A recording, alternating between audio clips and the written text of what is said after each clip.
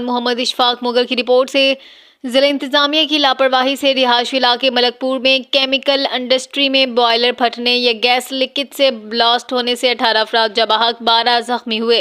Rescue 1112 को 5:28 पर boiler हादसे की कॉल मौसूल हुई। हादसा Malakpur Shahab town kabaddi stadium ground के इलाके से रिपोर्ट हुआ। फैसलाबाद से अपडेट कर रहे हैं हमारे ब्यूरो चीफ अशफाक मुगल। जी अशफाक, ये वाकया कब, कैसे और किस वजह से पेश आया और इस वक्त क्या सूरत हाल है?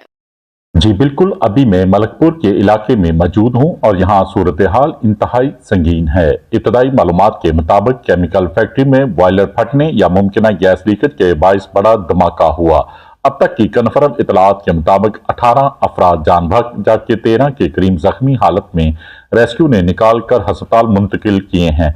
धमाका आज सुबह 5:28 पर हुआ। रेस्क्यू 1112 को कॉल मिलते ही टीमें फौरी यहां पहुंची। अभी तक 31 इमरजेंसी व्हीकल्स और 145 से ज्यादा रेस्क्यूर्स ऑपरेशन में हिस्सा ले रहे हैं।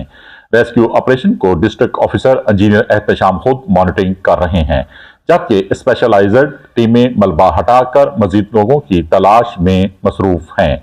जाय हादसा एक रहायशी इलाका है और यहाँ 4 फैक्ट्रियां साथ साथ कायम थीं। धमाका केमिकल फैक्ट्री यानी समत बॉन्ड बनाने वाली फैक्ट्री में हुआ।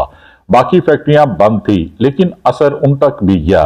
धमाके की शिद्दत इतनी ज्यादा थी कि आसपास के 9 घरों को भी शदीद नुकसान पहुंचा।